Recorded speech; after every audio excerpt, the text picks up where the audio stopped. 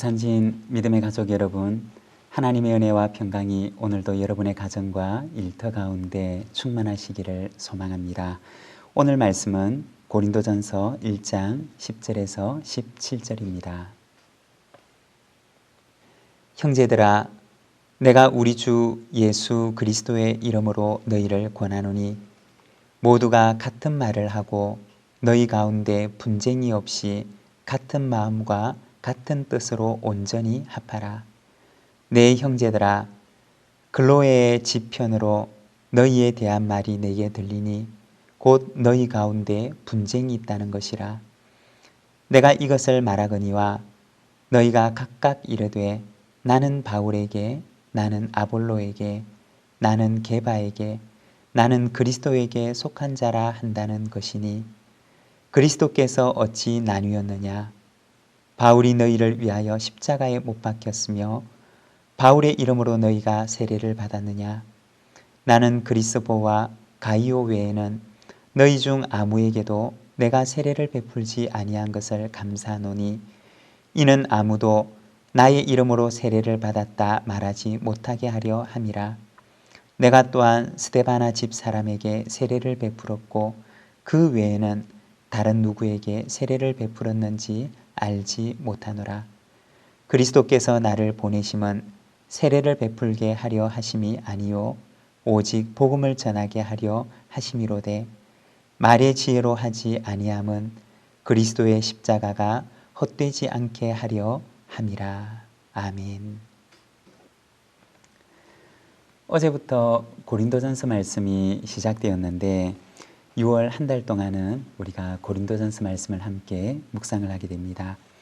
이 고린도전서는 바울이 고린도 교회에 보낸 편지입니다. 고린도 교회는 바울이 두 번째 전도 여행을 할 때 세웠던 교회입니다. 고린도 지역에서 1년 6개월 동안 머물면서 거기에서 하나님의 말씀을 전하고 그리고 하나님께서는 그곳에 복음의 열매를 주셨습니다. 이 고린도 지역은 세상의 문화 그리고 세상의 종교가 아주 깊은 영향력을 발휘하고 있던 그러한 도시였습니다.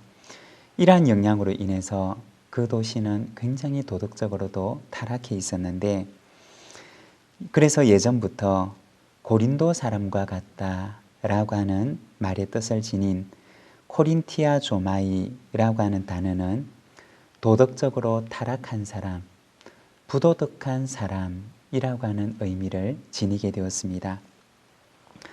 이 타락한 도시에서 하나님께서는 바울을 통해서 교회를 세우시게 되는데 죄의 영향력이 그만큼 뿌리 깊게 내리고 있었고 그만큼 강했던 것처럼 하나님께서는 그곳에 교회를 시작하시기 위해 그 교회 가운데 풍성하고 아름다운 좋은 선물들을 참 많이 허락하셨습니다. 죄의 뿌리 깊은 영향력이 있는 그 도시에서 살아가는 교회이면서 또한 하나님의 풍성한 은혜와 선물을 받은 교회가 바로 이 고린도 교회였습니다. 오늘 우리가 읽었던 이 본문 말씀 10절의 말씀을 우리가 함께 보겠습니다. 형제들아, 내가 우리 주 예수 그리스도의 이름으로 너희를 권하노니 모두가 같은 말을 하고 너희 가운데 분쟁이 없이 같은 마음과 같은 뜻으로 온전히 합하라. 고린도 교회의 첫 번째 문제는 무엇이었느냐?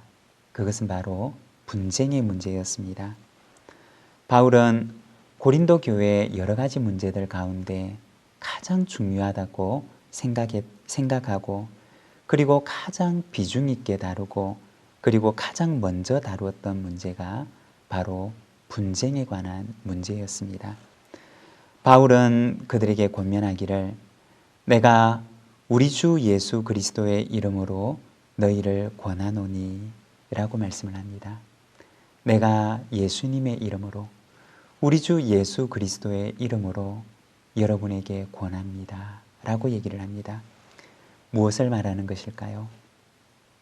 바울의 이 말은 바로 분쟁은 우리 주님 예수 그리스도께서 원하시는 것이 아닙니다. 라고 하는 말일 것입니다.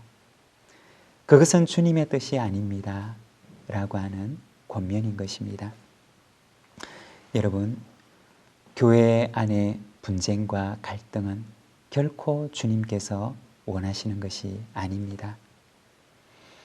분쟁과 갈등을 겪고 있는 오늘날의 교회를 향하여서도 바울은 그리고 이 고린도전서는 그리고 그리스도께서는 우리에게 동일하게 권면하십니다. 그것은 하나님의 뜻이 아니고 그것은 그리스도의 뜻이 아님을 우리에게 말씀하고 있습니다. 제가 아주 어렸을 적에 다녔던 교회가 있습니다. 그 교회가 교회 안에 생겨난 갈등으로 인해서 엄청난 고통을 겪는 것을 보았는데 그 교회가 갈등을 겪고 난 뒤에 둘로 나뉘게 되었습니다. 그로부터 30년이라고 하는 세월이 지났지만 그런데 아직까지도 그 교회 가운데 그 아픔의 흔적이 고스란히 남아있는 것을 보게 됩니다. 그때 교회를 떠났던 사람들은 지금도 교회를 떠나서 아직까지 돌아오지 못하고 있습니다. 교회 안에 생겨난 갈등들이 그 교회 공동체 가운데 얼마나 큰 상처와 고통과 아픔을 남겨주는지를 우리에게 보여줍니다. 바울은 가장 먼저 고린도 교회에 생겨났던 그 여러 가지 문제들 가운데 이 분쟁의 문제를 다루고 있습니다. 그리고는 권면하기를 우리 주 예수 그리스도의 이름으로 권하노니 온전히 합하라고 말합니다. 하나됨을 회복하라고 하는 권면인 것입니다. 고린도 교회 안에 있었던 분쟁에 대해서 바울은 조금 더 자세하게 말을 하고 있는데 12절의 말씀입니다. 내가 이것을 말하거니와 너희가 각각 이르되 나는 바울에게 나는 아볼로에게 나는 게바에게 나는 그리스도에게 속한 자라 한다는 것이니. 여기 보면 여러 가지 이름들이 나오는데 바울, 아볼로, 게바 그리고 심지어는 그리스도까지 등장을 하고 있습니다. 나는 바울에게 속한 사람이다. 나는 아볼로에게, 나는 게바, 다시 말해 베드로에게 속한 사람이다. 심지어는 그리스도의 이름까지 거기에 거명하고 있습니다. 그렇다면 여러분, 과연 바울이 혹은 아볼로가 또는 게바가 고린도 교회 사람들에게 그렇게 가르쳤을까요? 아마 그렇지 않을 것입니다.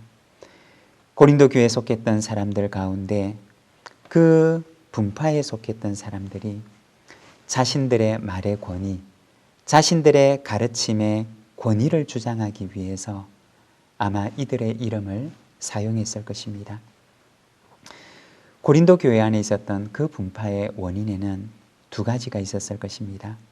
먼저 첫 번째는 그들은 세상의 모습을 교회 안으로 그대로 가지고 왔다는 것입니다. 세상의 신을 벗고서 교회로 들어온 것이 아니라 그들은 세상의 신을 신은 채 그대로 교회 공동체로 들어온 것입니다. 그 당시 고린도 사회는 로마의 식민지 가운데 하나였는데 그 당시 이 로마 제국 가운데 있는 그 사회에서는 이 학파 간의 경쟁이 굉장히 치열했습니다. 그래서 서로의 우열 경쟁을 하고 있었고 그리고 자신들이 속한 학파가 다른 학파보다 더 우월하고 더 올바른 주장을 하고 더 권위가 있다라고 그들은 서로 경쟁하고 다투었습니다. 그것이 자신이 속한 학파를 위한 것이라고 생각을 했고 그리고 그것이 잘하는 것이라고 그들은 생각을 했습니다. 그런데 바로 이와 같은 세상의 문화를 그들은 교회 안에도 그대로 가지고 들어왔던 것입니다. 그 당시 초대 교회들은 각 가정을 중심으로 해서 모이는 공동체였습니다. 각 가정교회마다 그들은 서로 이름 있는 지도자의 이름을 내걸고서는 경쟁하고 그리고 그 당시 고린도 지역 사회에 널리 팽배해 있었던 것처럼 서로 경쟁하고 분쟁하면서 한마디로 얘기를 하면 서로 잘난 척을 하고 있었던 것입니다. 고린도 교회는 세상의 신을 그대로 신고서 그 세상의 신을 벗지 못하고 그 신을 신고 교회 공동체 가운데로 그대로 들어왔던 것입니다. 그리고 두 번째, 분쟁과 갈등의 원인은 그들은 육신에 속한 사람이었기 때문입니다. 고린도전서 3장 3절의 말씀입니다. 너희는 아직도 육신에 속한 자로다. 너희 가운데 시기와 분쟁이 있으니 어찌 육신에 속하여 사람을 따라 행함이 아니리요. 분쟁과 갈등 속에는 자기를 내세우고 싶은 마음이 있었기 때문입니다. 바울은 그러한 고린도 교회 성도들을 향하여 말합니다. 너희가 아직도 육신에 속한 자이구나 라고 말합니다. 사람의 마음속에는 누구에게나 자기를 내세우고 싶은 마음이 있습니다. 예수님의 제자들에게도 역시 이와 같은 마음이 있었습니다. 여러분 기억을 하십니까? 예루살렘으로 올라가는 길에 십자가를 지시기 위해서 주님께서 십자가를 향해 가시는 그 길목에서 제자들은 서로 누가 크냐라고 하는 문제를 가지고 다투게 됩니다.